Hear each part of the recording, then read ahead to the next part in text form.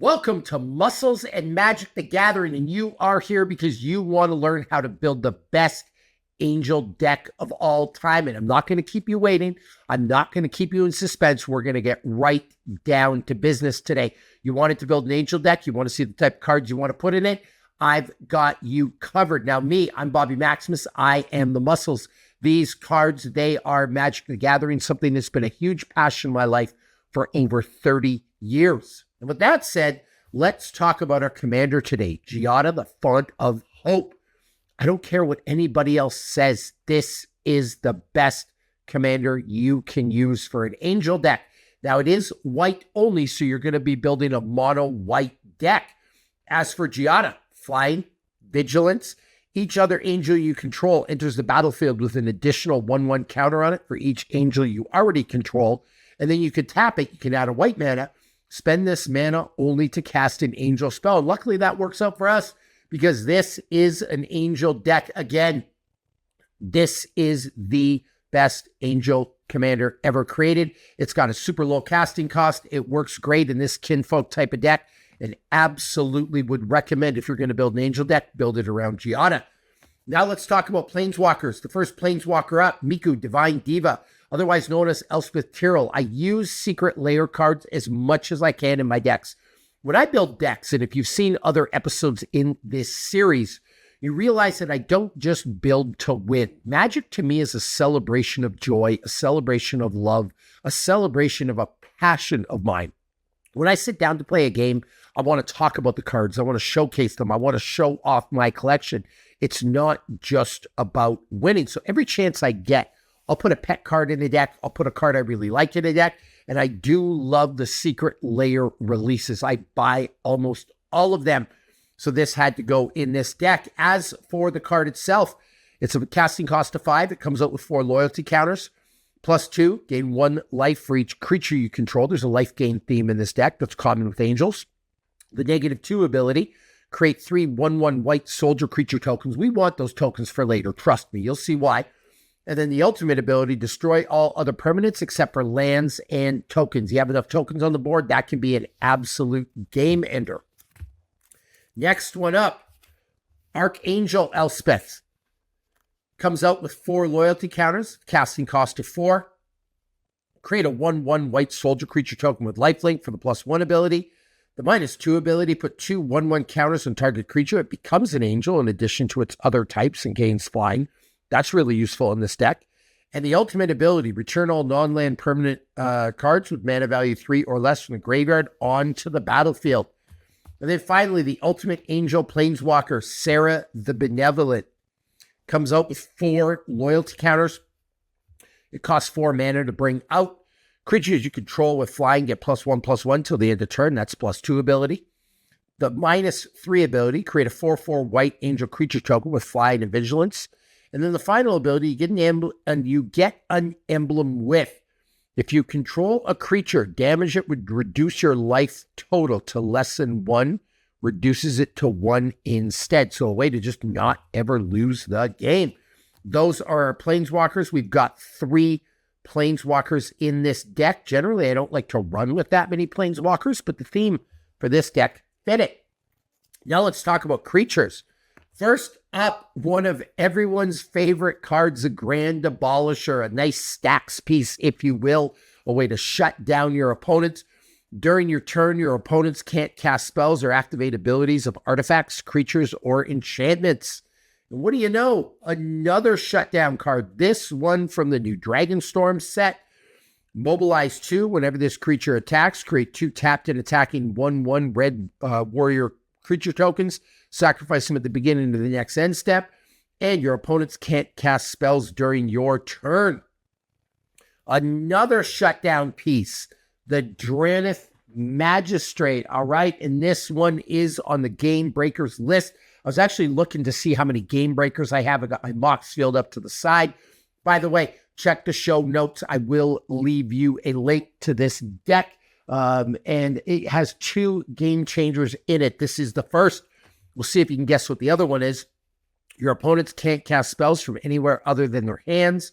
We have their Esper Sentinel. Whenever an opponent casts their first non-creature spell each turn, Draw a card unless that player pays X, where X is Esper Sentinel's power. Now, Bobby, what's going on? You promised us angels. This is not an angel deck. These are not angels, but we needed some support. And one of the problems of building an angel deck, they all have extremely high casting costs, in my opinion. So you need some lower casting cost type creatures in white. And what pieces are better? Honestly, think about that than the Grand Abolisher, the Voice of Victory, the Dreadeth Magistrate, and the Esper Sentinel. These are 4 cards with low casting costs that belong in almost any white commander deck ever. We have a Bishop of Wings, not an angel, but certainly angel themed.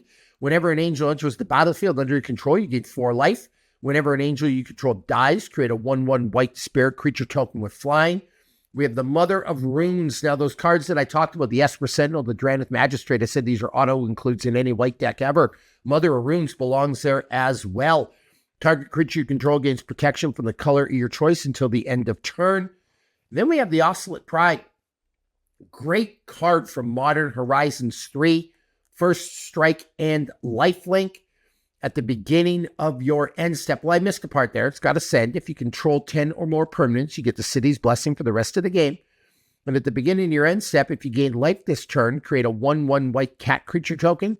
Then if you have the City's Blessing for each token you control that entered the battlefield this turn, create a token that's a copy of it. Another great card and a bunch of low casting cost white creatures to help get the job done to put this angel deck into competitive territory. Serra Ascendant, great card in a life gain deck. It's a 1-drop. It's got lifelink. As long as you have 30 or more life, Serra Ascendant gets +5/+5 and has flying. Incredible card in a life game in a life gain deck. All right. So we have non-angels. We have 1, 2, 3, 4, 5, 6, 7, 8 creatures, all super low casting costs, and these all have great abilities and go hard. Now for the angels, and I believe I have 20 of them in this deck. First one up, Youthful Valkyrie. Whenever another angel enters the battlefield under your control, put a 1/1 counter on the Youthful Valkyrie. Low casting cost, one of the only low casting cost angels, by the way. Righteous Valkyrie. Flying. Whenever another angel or cleric enters the battlefield under your control, you gain life equal to that creature's toughness. As long as you have at least 7 life or more, then your starting life total creature you control get +2/+2. Another low casting cost angel. Avacyn, Angel of Hope. Flying, vigilance, indestructible. Other permanents you control have indestructible. This is from one of those From the Vault sets. One of the very first From the Vault sets that I bought. Love this card. Great in an angel deck. It's got a high casting cost, but it is worth it to get this on the field. Exquisite Archangel. Flying, if you lose the game, instead exile Exquisite Archangel and your life total becomes equal to your starting life total. Great card. Saved me on many occasions. Exemplar of Light. Whenever you gain life, put a 1/1 counter on this creature. Whenever you put 1 or more 1/1 counters on this creature, draw a card. This ability triggers only once each turn. Firemane Commando. Flying. Whenever you attack with 2 or more creatures, draw a card. Whenever another player attacks with 2 or more creatures, they draw a card if none of those creatures attacked you. So a card draw theme, listen, in Commander, there's no such thing as too much card draw. Like, I want a bunch of cards that help me draw cards. So there we go. Now, these two we're going to talk about at the same time. We have Gisela the Broken Blade and Bruna the Fading Light. They are 2 angel horrors that come together. You can actually meld these guys, and they will form an Eldrazi Nightmare, I believe. Let's see it. Oh, Rosella, the Voice of Nightmares, an Eldrazi Angel. Let's take a look at this here. Flying, first strike, vigilance, lifelink. Your opponents can't cast spells with converted mana cost 3 or less. So 2 includes in this angel deck, both really good cards. And even if you never meld, these are good angels. Bruna, when you cast Bruna, you may return target angel or human creature card from your graveyard to the battlefield. So great little ability there. And it's got flying and vigilance. And then Gisela, the Broken Blade, at the beginning of your end step, if you own both, then you meld them. This doesn't necessarily have any abilities besides flying, first strike, and lifelink, but those 3 abilities on their own for something with a relatively low casting cost, great card. right? For some reason, I actually thought it did something else, but if that's all it does, I mean, hey, I'm still okay with it. Iona, Shield of Emeria. Bobby, a legal card. What is going on? Well, first of all, I think this is going to be unbanned. There's actually a huge unbanning announcement on April 22nd. At least that's what people think. We're hoping some stuff's going to be unbanned. I hope this is going to be unbanned. Maybe you're watching this video down the road and maybe this isn't even an issue, right? At this point, maybe this is one of the cards that gets unbanned, but I absolutely love it. My pod, my group, we do play Rule Zero, what people call Rule Zero. We play with banned cards. I'm actually really hoping that they make another bracket where all cards are completely 100% real. Because I had to, but this is an iconic angel. I had to have it in my collection. If someone has a problem with it, if you want to play a game with me, you don't like banned cards, I can always swap it out. It doesn't make or break the deck, but I want to include it because it's an iconic angel, and this is my collection. Linvala, Keeper of Silence, activated abilities of creatures your opponent's control can't be activated. Lyra Dawnbringer, flying, first strike, and there we go with lifelink again, and all my angels get +1/+1 on lifelink. Platinum Angel. I was on a show called Tabletop Jocks with Ben Bateman, Joe Johnson, and my buddy Joe K, Joe the Magic Gatherer, and this card absolutely saved me. Love the Platinum Angel. You can't lose a game. Your opponents can't win. Old School Angel, Acroma, Angel of Wrath, flying, first strike, trample, haste, protection from black, protection from red, and it doesn't tap. Acroma, the Vision of Ixidor, flying, first strike, vigilance, trample. In the beginning of each combat until end of turn, each other creature you control gets +1/+1 if it has flying, +1/+1 if it has first strike, and so on for double strike, death touch, haste, hexproof, indestructible, lifelink, like basically all the things. Angelic Field Marshal. It's got Lieutenant. As long as you control your commander, it gets +2/+2, and creatures I control have vigilance. The Angel of Jubilation. Non-black creatures I control get +1/+1. Players can't pay life or sacrifice creatures to cast spells or activate abilities. One of my favorite cards of all time. This is about a $50 angel right here. Archangel of Tune. Flying, lifelink. Whenever you gain life, put a 1/1 counter on each creature you control. Archangel of the Tides, as long as it's untapped, creature can't attack you or planeswalkers you control unless their controller plays 1 for each of those creatures. Kind of like a ghostly prison, if you will.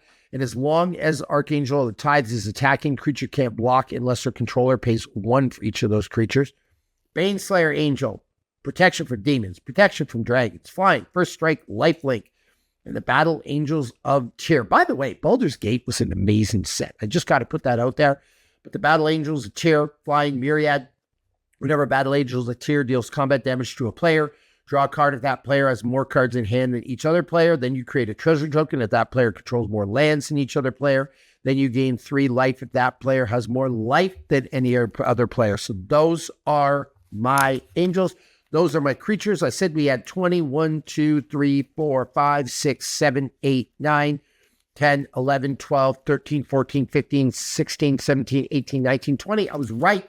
So in total in this deck, we have 28 creatures. Again, the deck list is on Moxfield. And this is one thing I love about Moxfield. Some people use Archidect, and it's a great service as well. But I love that I can just look off to the side and tell you everything I need to know about my deck. And I've got well over 50 commander decks right now. And so when I'm constantly tinkering them and looking at them, and I'm at the card store, the LGS, and trying to decide what cards to buy, really, really comes in handy. By the way, this deck list is listed in the show notes. And the deck is itself, one of the problems I have with Angels is I like to keep my mana value low.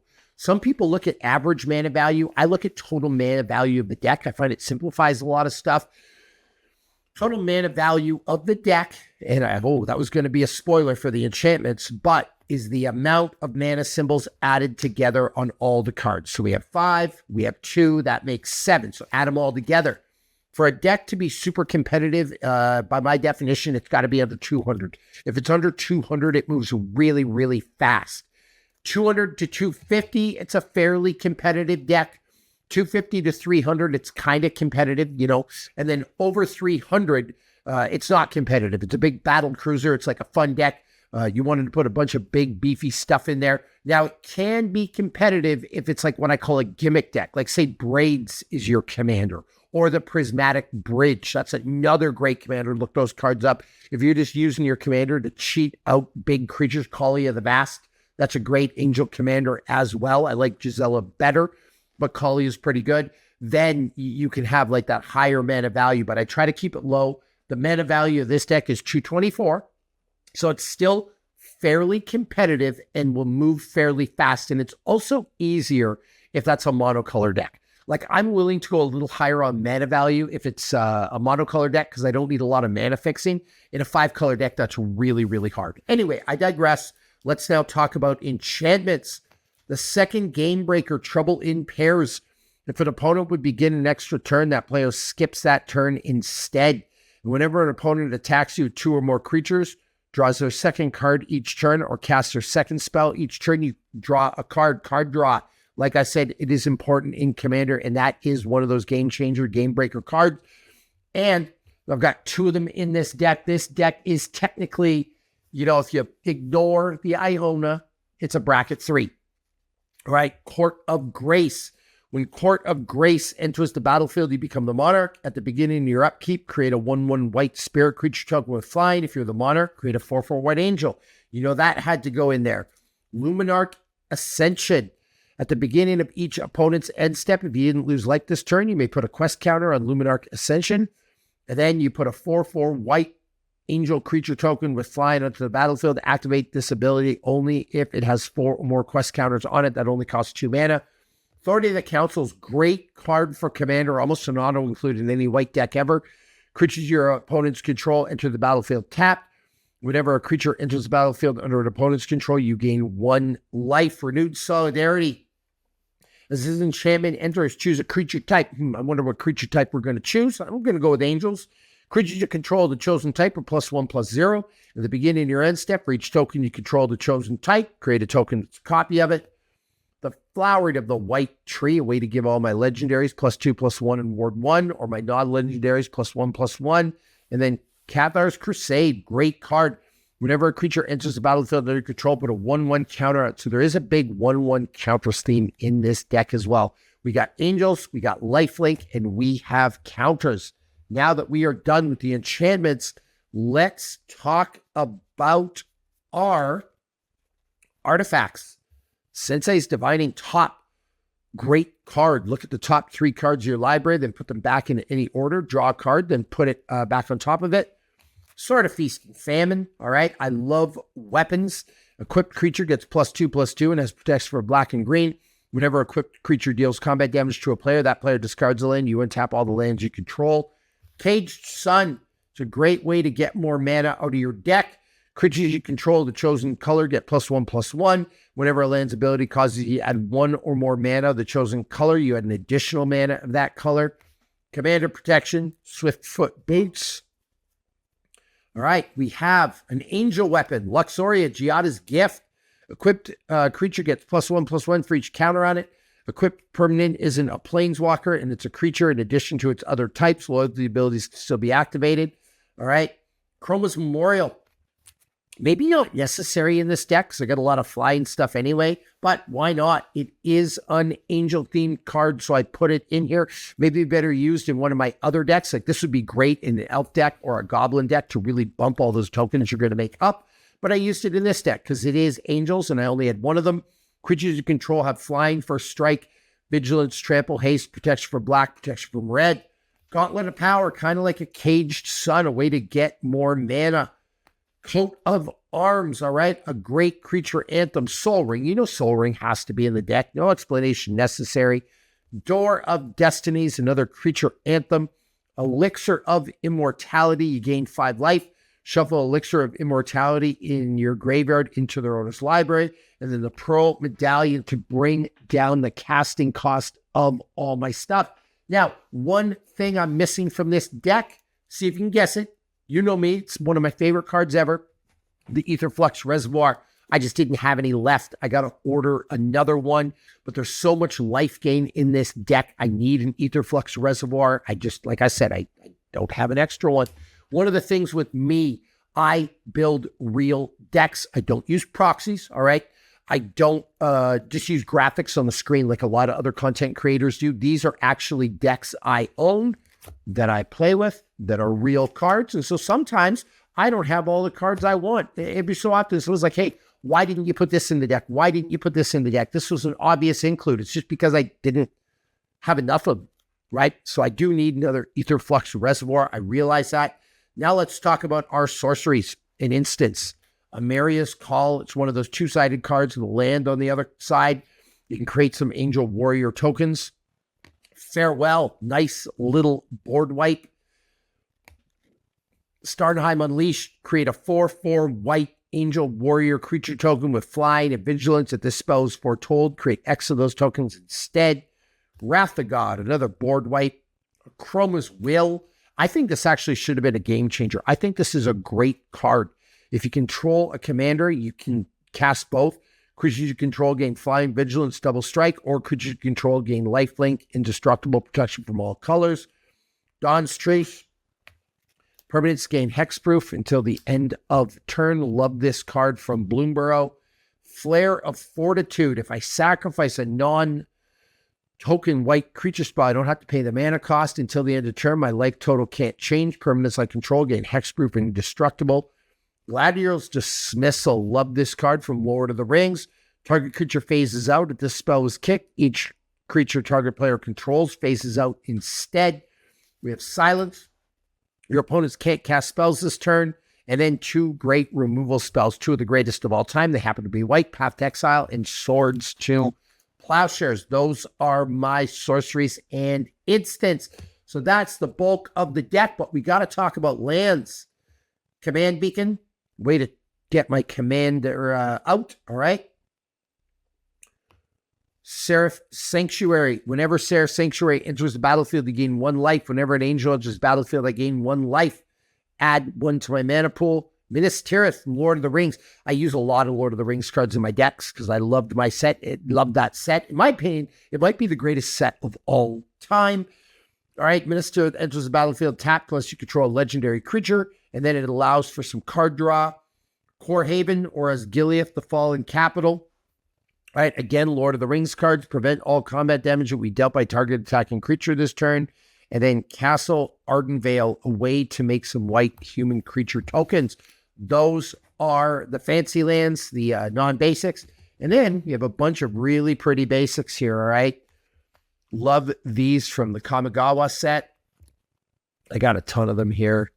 Look at these. This is like all Kamigawa lands. That's actually really impressive, isn't it? I got a couple of Lord of the Rings ones in there, but I like featuring fancy lands, so I used a lot of my Kamigawa ones in this set. So that's my Angel deck. We covered off Giada. We covered off the 3 Planeswalkers. We covered off the 28 creatures. The artifacts, I realize I am missing an Aetherflux Reservoir. We covered off the enchantments, the sorceries, and the lands.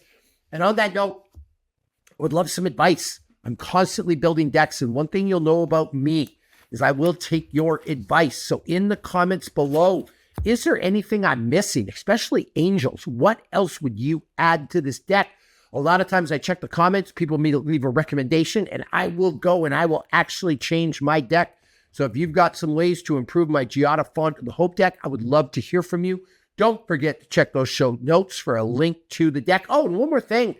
By the time you get to the show notes, the deck might change, because if I get another angel, if someone makes a suggestion, if I find another card, I will update my deck immediately. So if the deck list is a little different, I mean, this is what we do. I update this stuff in real time. These decks will never stay static. This is a huge passion of mine. Working on decks is how I relieve all my stress and enjoy myself. So there you go. Another episode of Muscles, Magic Gathering, Giada Font of Hope, the greatest angel deck of all time. And I will see you for the next episode.